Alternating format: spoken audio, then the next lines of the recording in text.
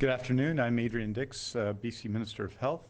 Beside me to my right is Dr. Bonnie Henry, our Provincial Health Officer in British Columbia.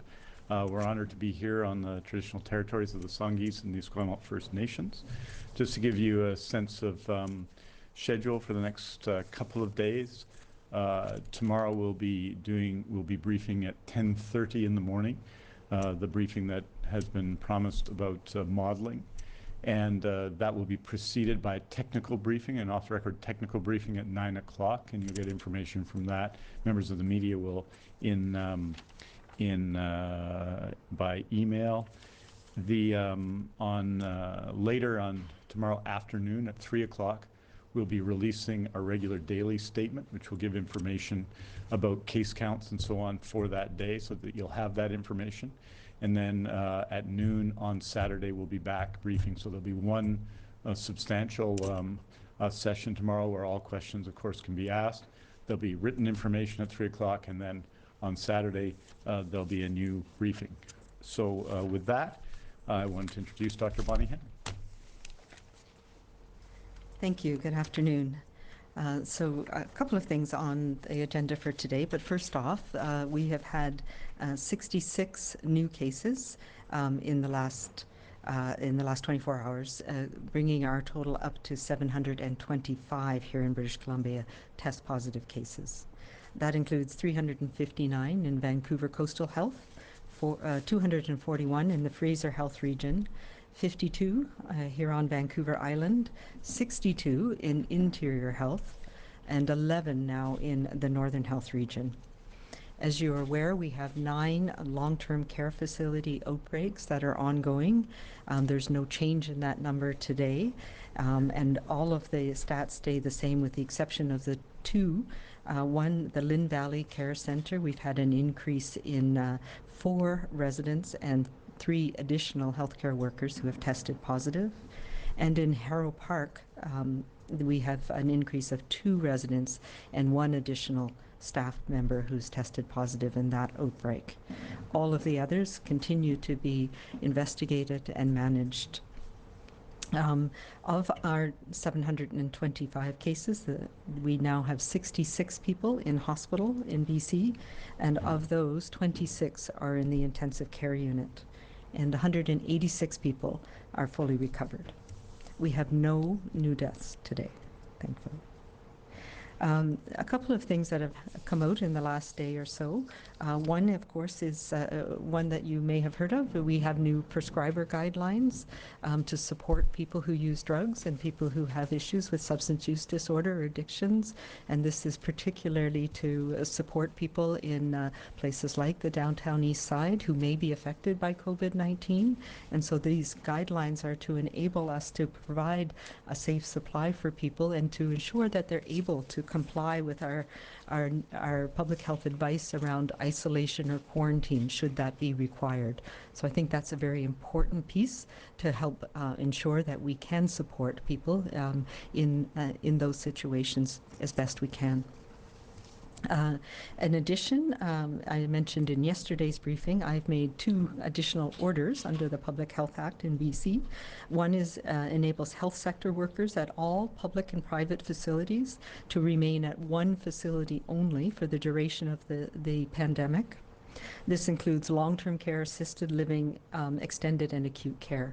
So this is one of the key things that we've talked about as being a risk, particularly for our more vulnerable elders and seniors who are in care homes or in assisted living, where we've had a patchwork system of care providers, healthcare workers of various different kinds who move between facilities. And that is one of the things that has facilitated movement and outbreaks in a number of different facilities, unfortunately, so far in British Columbia.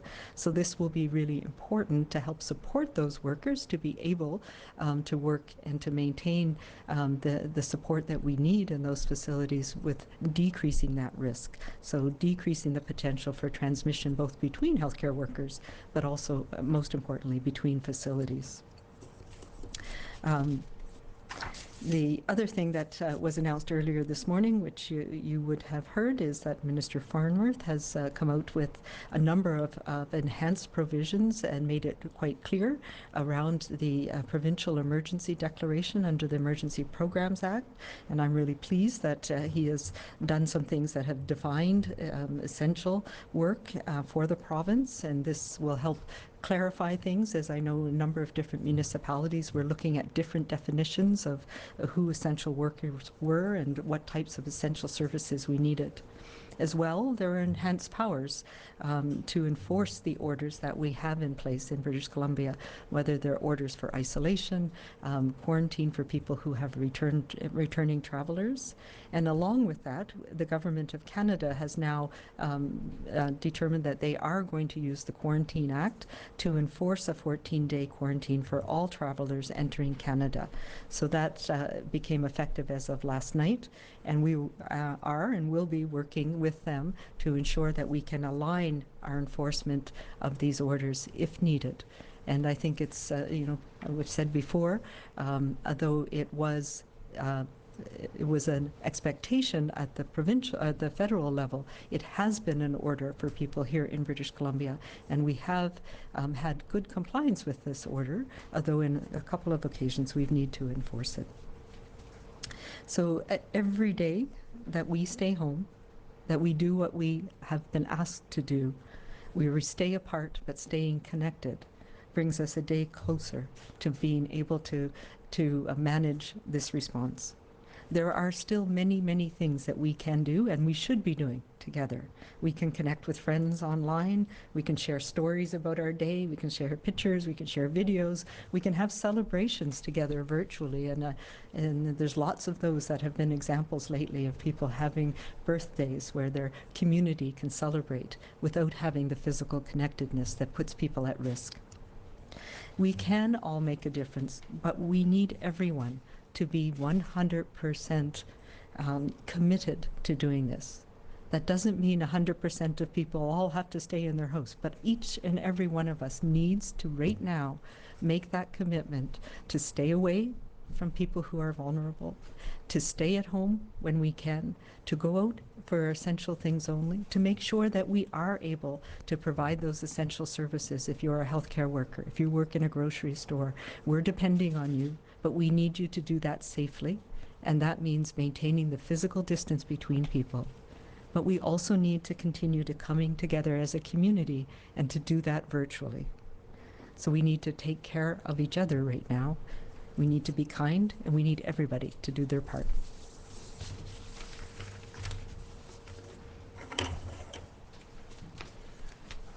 Thank you very much, Dr. Henry. As Dr. Henry has said, we now have 725 confirmed cases in British Columbia. That's up 66 from yesterday's report. 66 people, the same number, are currently in hospital, and that's an increase of 2, and 26 people currently in ICU. 14 people have died from COVID-19 in British Columbia. I wanted to update on a couple of facts that are occurring out there. First of all, I want to thank the incredible team of patient navigators and nurses at 811. For the first time yesterday, we answered, calls answered 5,070, and the average wait time yesterday was 5.3 minutes, which reflects the extraordinary number of both new staff and the commitment of those staff that we've seen at 811, which is enormously helpful to people as they deal with both the anxiety around COVID-19 and the reality of feeling sick in BC at a difficult time. I wanted to note as well, and this is of interest, I think, to people, that we now have more registrants in BC. People have come back and registered as doctors and nurses, 26 doctors and 248 nurses. And as well, we have many care aides who have joined and rejoined in support of healthcare facilities in BC. And all I can say, and I want to speak for Dr. Henry and the Premier and the whole government, is how much we appreciate how much that demonstrates our shared commitment and the extraordinary commitment of all healthcare workers to the care of people in BC. Finally, I wanted to note that we have as of March 26th, as of today, 3,903 total beds vacant in the acute care system in BC, that the current occupancy is 63.6% overall. The current occupancy of critical care beds is 54.8%, which is pretty consistent, and the total vacant critical care beds are 371.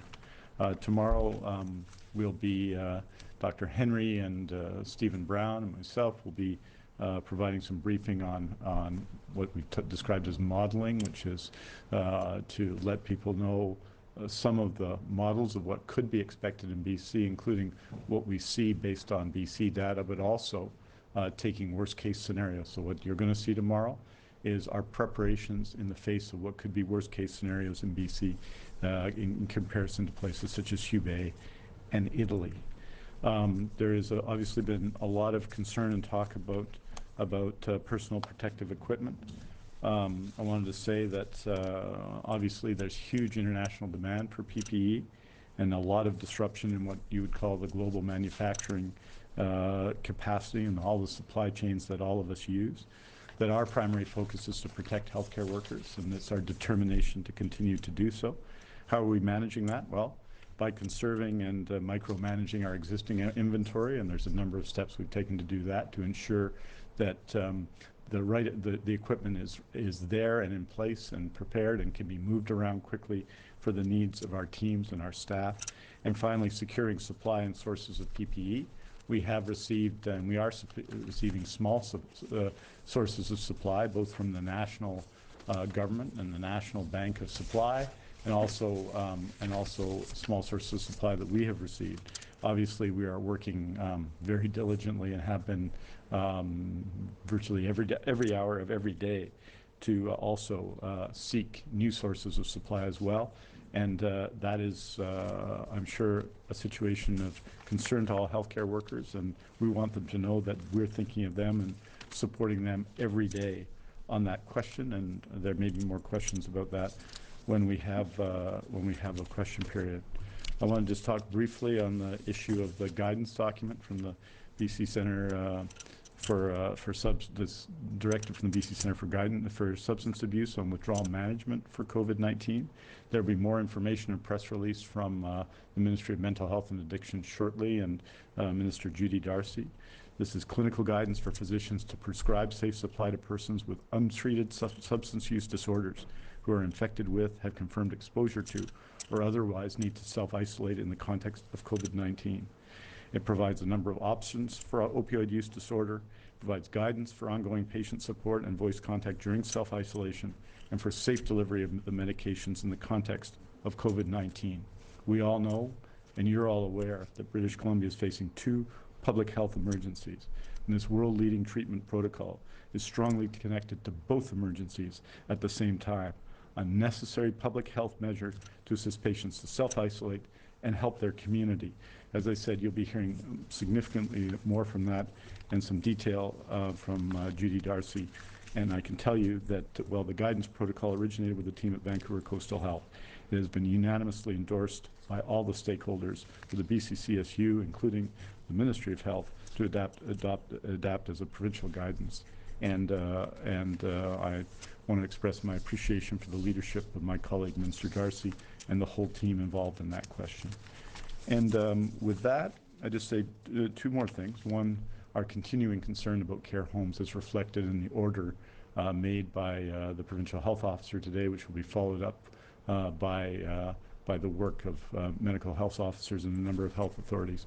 It's critical to protect people in care, and it's critical to ensure that people are not working in multiple care homes, and that's the intent of that order, and it's of central importance. And I wanted to, again, express my appreciation, especially to both providers of care, both public and nonprofit and private, all combined, and especially to the Hospital Employees Union for their leadership.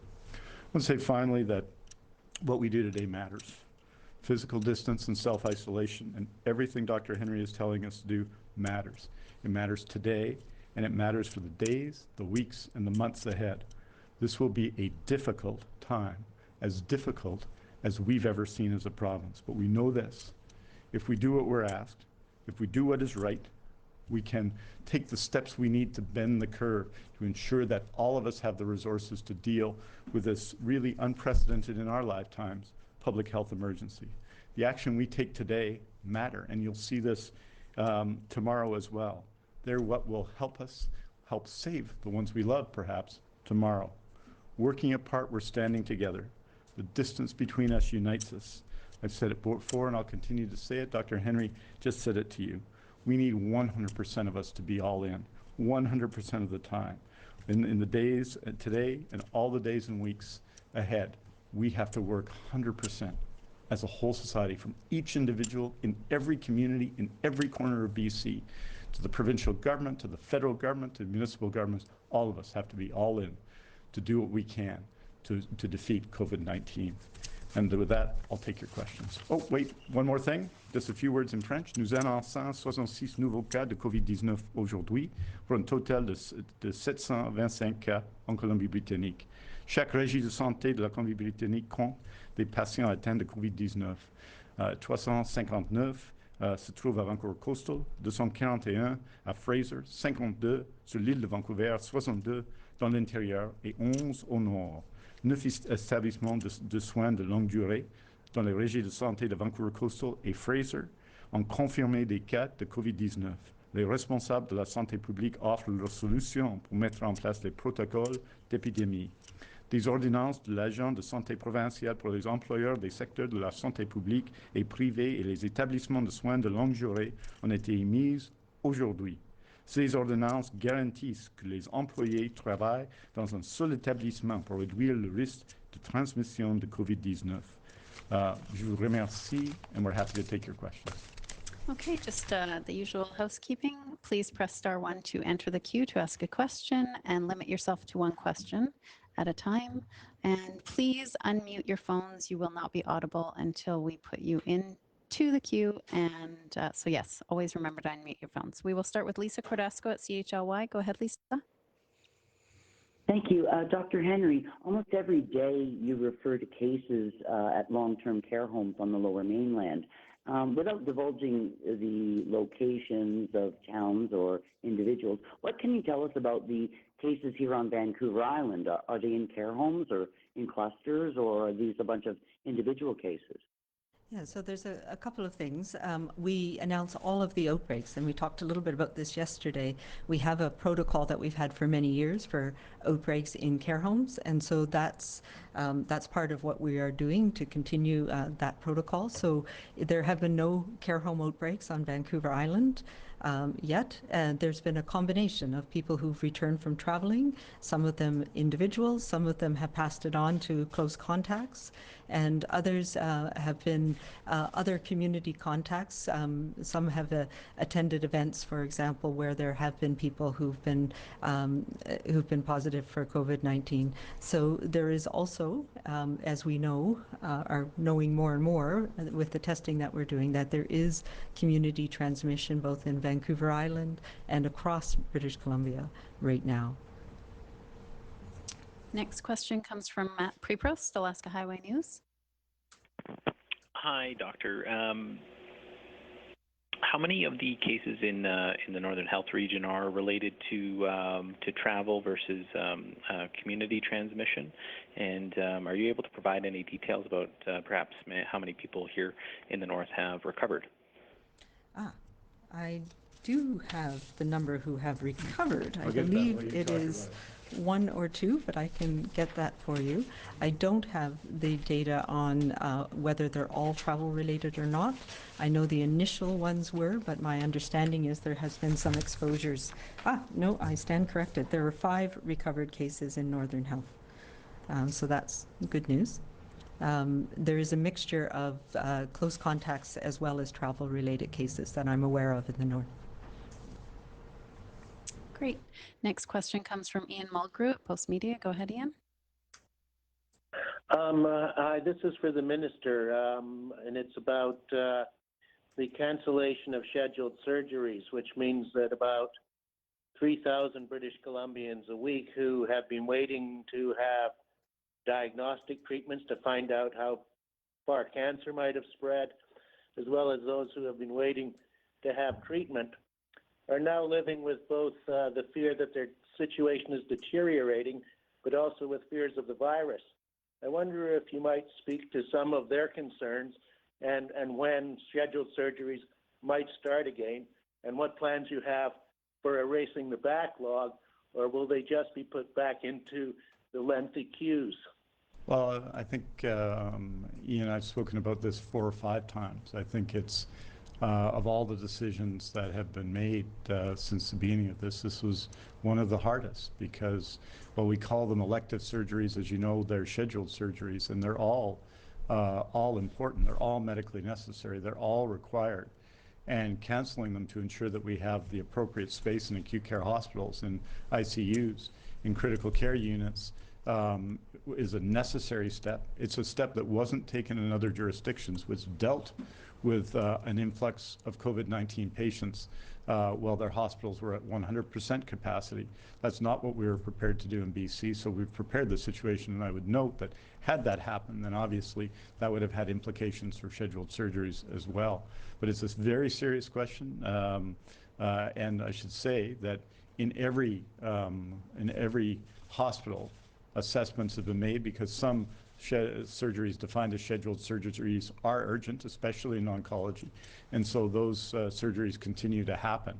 But you're correct. We're talking about the cancellation of thousands of scheduled surgeries, which will tell you, and the opening up effectively of almost 4,000 hospital beds. That tells you effectively how seriously we take the situation, how seriously we take the need to be prepared, and how difficult these decisions are, not just for hospitals and for doctors and for nurses who are not doing the work that they were born to do, that they've done to restore life and movement to people who were waiting for surgeries. Not just to them, but of course the many, many people who will be affected about this in the days and months to come. And yes, in this area, as in many others, there will be, once we get through this, and it's going to take a while, once we get through this, urgency in getting back to work in every area, and healthcare is one of the most significant ones. We operate this time of year in general, a healthcare system in the acute care sector at 103.5%, which means we're going to the max all the time. And so when you're operating as we are right now, with a total capacity of 64%, that tells you that we've had to make some significant steps. I think most people will agree they're the right steps, but they're not without consequences. And obviously, we're preparing, hoping for that day that will come when we'll be able to restore those surgeries and get back to work, because that will be a huge priority. And the cost of delay will also have been felt in the months where things are delayed. So my heart goes with them. I've been in touch with a number of people who face this circumstance, and I have to say, many of them have been extraordinarily courageous, but also, obviously, they're worried and concerned and have all the same anxieties that we have about COVID-19. Next question is Victoria Chang, Ming Pao. Oh, hi. Dr. Henry, you mentioned that there's the patients under age of 10, and that is a trial. So do you have any updates for these trials condition right now in the hospital? I don't at the moment, but we can provide some more information about children tomorrow in our briefing. I don't believe the person is still in hospital, but I could be wrong. Next question comes from Simran Singh, Daily Hive. Go ahead. Hi, Dr. Henry. With the increase of cases we're here at Park Center, could you please explain what carers and nurses be doing in that center when they come home to their families? Should they be self-isolating? And do you suggest, how do you best suggest they do that, especially if they live with their kids or their partner? Yeah, so people in the care homes, there's processes that we're putting in place around the outbreak. So yes, we do ask them to stay away, to go directly home, to stay home. and stay away from others. If they do not have symptoms, we still feel that the risk is low for others, but we are, because we know it's a high-risk setting, we are asking people to take measures to prevent transmission to others, and there are ways of doing that. We've been supporting people. We have some details on how you can try and do that within your home. I know it's an incredible challenge for some people, and I know some people have taken that step of having their children or their family live elsewhere or staying with others during this period of time when we're going through this because of the concerns about the risk. Next up is Lisa Yuzda, News 1130. Go ahead. I'm wondering, with this issue of social distancing, we're seeing people flying into airports. They're not distant on the planes, and then we see them crushed together or close together at the airport. How is that being managed? Yes, we've had lots of issues about talking about who gets on an airplane, who gets off an airplane, how it's all done. That is, of course, managed by our partners in the federal government, particularly the Canadian Border Service Agency. And I know they have been taking steps to make that more efficient and effective in terms of distancing, physical distancing in those settings. It is a challenge. They have, as you know, restricted flights coming into the country to 4 major airports, including YVR, and the processes that they've put in place have been ramped up. I keep hearing stories, particularly not all of the flights from the U.S. or from some of the sun destinations go through those 4 airports, and there is a variety of ways that people are managed in those settings. It is one of those challenges. We know that it's only for a short period of time, and we've been encouraging them and assisting them, ensuring they try and put in the best measures possible. Enhanced hand hygiene, making sure people are screened is something that is happening. And now it will be mandatory. If anybody has symptoms, they will be quarantined at their place of arrival. And if they don't, they'll be directed into isolation and told how they can get to their place of residence, so they will not be allowed to go on public transit, for example. So there are more restrictions coming in, but yeah, it is a challenging environment for sure. Keith Baldry, Global News. Dr. Henry, I know we're going to get some pretty bleak numbers tomorrow with the scenarios, but yesterday you said you were heartened by the fact the hospitalization numbers didn't really go up as much as they had the last couple of days, and today was barely an uptick on that front as well. So do you continue to be heartened by what you're seeing on hospitals? I don't dare hope at this point. We're still very much in the first incubation period from when we started putting in these restrictive measures. So there are people out there who are incubating this disease. We know there's been transmission. So we are not going to see a dramatic change for another 5 to 6 days. And then I'll maybe if we continue this way, but there are many things that can happen. We can have an outbreak in a small community. We can have a hospital outbreak. There is so many scenarios right now that we take it day by day. And I guess reinforces again, there are many things that we need everybody to do, because this is the time where we can make a difference.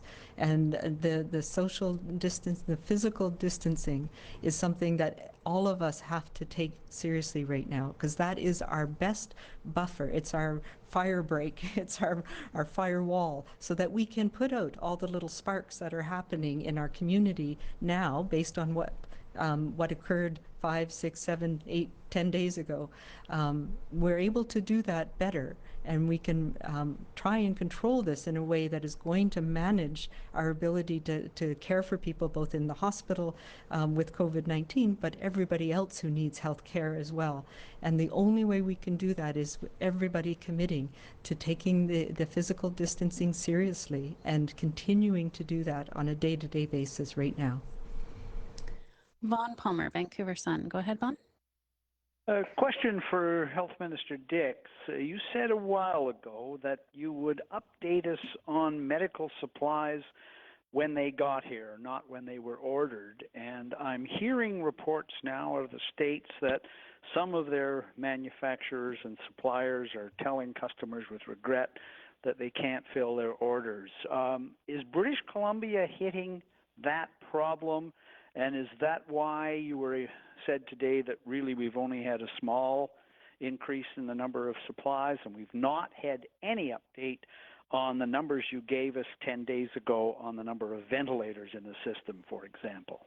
So, I was going to say that that 15 ventilators had arrived yesterday, and that's what we're going to do. We're expecting another arrival of ventilators tomorrow, but until they actually arrive, they're physically with us. Vaughn, we won't be announcing anything. So yes, we're making small progress with supply. We're getting some support from the federal government. You know that the federal government has in some ways had the lead for Canada in seeking out international supply, and I know they're working very hard on that. We don't just depend on them. We're making our own significant efforts to seek large supply as well. But there's lots of countries that export medical equipment, but two of those key countries, of course, are the United States, which is going through what everyone can witness now if they watch any kind of American television, and China, which has gone through has come out, especially in some regions outside of Hubei province, come out of the COVID-19 crisis for the moment. And those are key suppliers. But COVID-19 is in 100 countries in the world. And so the challenges that we face are the challenge everyone's facing. So that's why we're taking steps locally. We're doing everything we can to use the equipment we have properly, to extend out the time we have with our equipment, and we're making enormous efforts every day to seek more supply as well. And because that's got to be our commitment to the healthcare workers, all of those healthcare workers who are out there preparing for COVID-19 patients, are working with COVID-19 patients in the community, are in acute care hospitals and making all the preparations we're making now. But you're right, the disruption in the United States is significant, and the disruption in other parts of the world is significant as well. And so with that in mind, we're giving it absolutely everything we have. Next question comes from Cheryl Jean, CKPG. Go ahead, Cheryl. Yes, this is a question for Dr. Henry, please. Physical distancing, how do you see that being achieved in a place like a shelter? Yeah, obviously a shelter is a challenging situation, and there's been a number of different ways that people have been trying to address it. At the same time, trying to meet the needs of the people who are in that shelter. So I know some of our shelters have closed because they've not been able to put in appropriate things like being able to distance, being able to provide the appropriate cleaning products, having a plan to be able to isolate somebody if need be. But there's a lot of work going on to try and support that. I think that when we have been thinking about shelters and the population in the shelters and the workers in the shelters, our real focus is on prevention and preventing it from getting into that environment. And so we're taking measures around that, screening people. It's, as we say, a challenging thing. The other part of it, though, that we have to remember is that shelters are, in many cases, a person's only home. For lack of a better word. And so we need to make provision so that we can support people and do it in the safest way possible. But it is, as you indicate, it's a challenge, and especially in some of the larger shelters. I know there's many different ways that communities are looking at this. Some of it is moving people into smaller settings so that there's not as much people in a greater number of smaller settings. And here in Victoria, they're looking at some of those provisions as well. Gail Johnson, Yahoo News. Go ahead, Gail. Thank you. Dr. Henry, my question pertains to babies, so children under 1 year of age. We're hearing occasional stories of babies either being tested for or diagnosed with novel coronavirus. In one case out of the UK, apparently the baby's mother and even care provider initially passed off the fever as being caused by teething. What should a parent or guardian be looking for, and when should they have their baby assessed? Yeah, good question.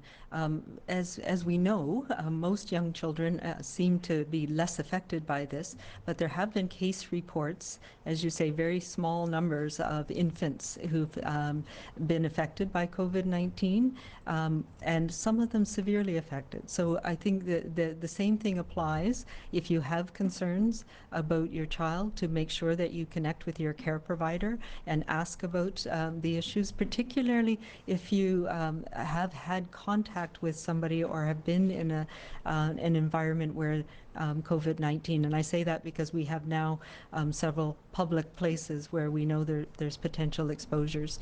So it's really challenging, and it is a discussion that needs to be between your care provider and yourself, and then in public health we can facilitate testing if it's needed.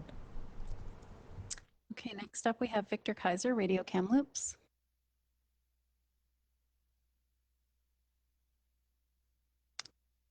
Victor? Okay, we're going to move on to Richard Zussman, Global News.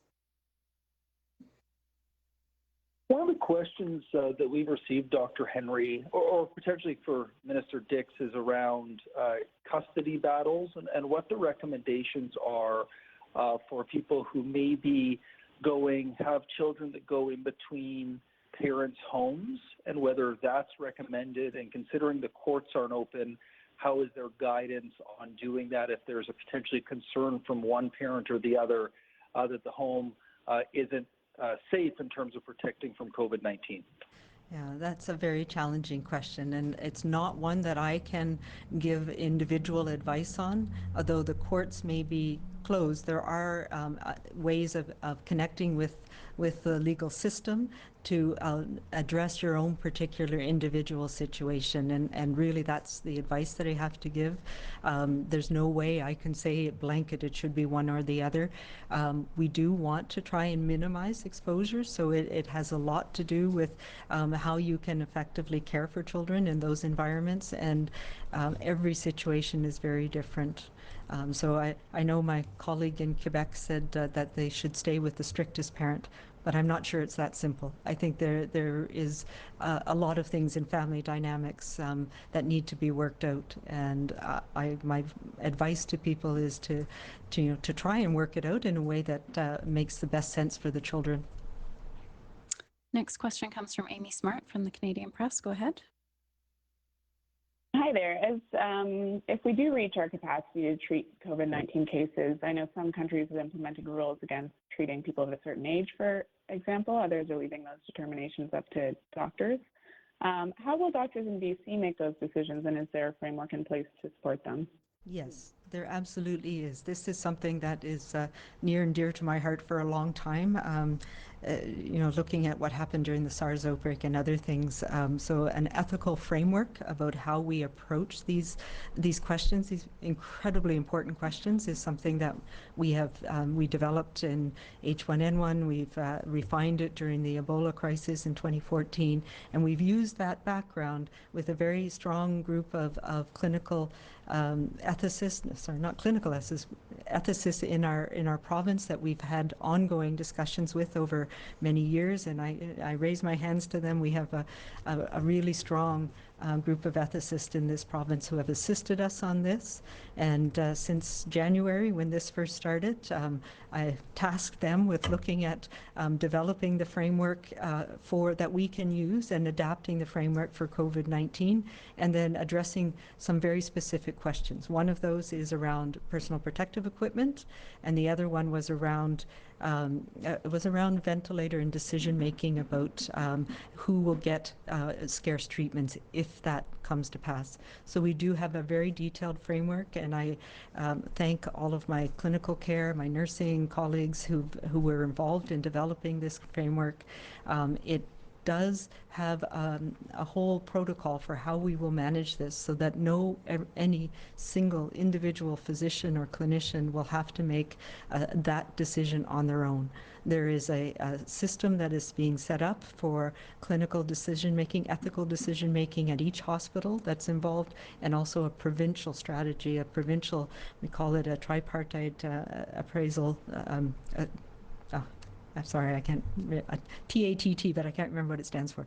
But we have people at the provincial level that include myself and a critical care lead, a nursing lead, who will be imposing, if we need to, the framework, and it will be under the specific circumstances, and it is all laid out, the considerations that we have, the ethical principles that underlie the decisions that will be made. So it is, and I want to reassure my colleagues, because this is something we worry a lot about in healthcare, is having to make that decision on our own.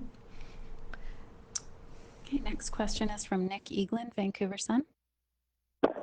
Oh, those ethics hang on, frameworks, Nick, sorry. those ethics frameworks will be posted publicly once they're finalized. Okay, go ahead, Nick.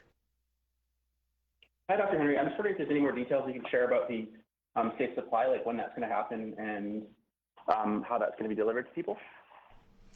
So this is a guideline for providers, so physicians and clinicians who are supporting people who are living with addictions and substance use disorders. So it's to support them and how to make those decisions. So, for example, I know there's a number of providers that are working in the downtown east side, and it's supporting them and being able to support their clientele, the people who are living in that community.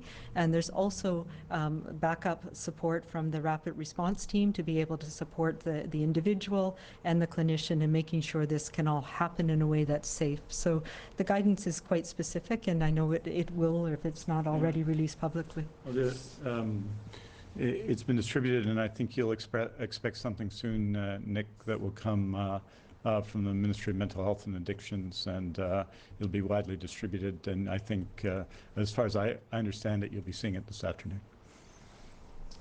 Great, and we have time for one more question. Devin Bedell, Black Press, go ahead. Hi there. I heard earlier this week that health officials in the UK announced that 3.5 million antibody tests have been ordered. Can you say when or if these antibody tests could come to the province? No, we are absolutely looking for an antibody test. There is still a lot of there's a lot of research going on about an antibody test, and what an antibody test lets you do is determine who was infected.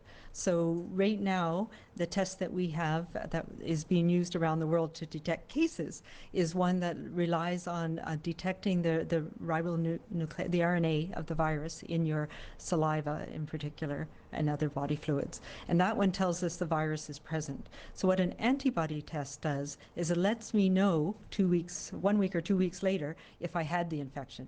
It's a measure of your body's response to the virus. So when I'm infected with a virus, my immune system develops what we call antibodies to try and bind to that virus and kill it so that it can't create damage to my cells. But so an antibody test is not helpful in diagnosing me right now if I'm sick, but it is helpful in helping us understand where in our community people have already had this infection.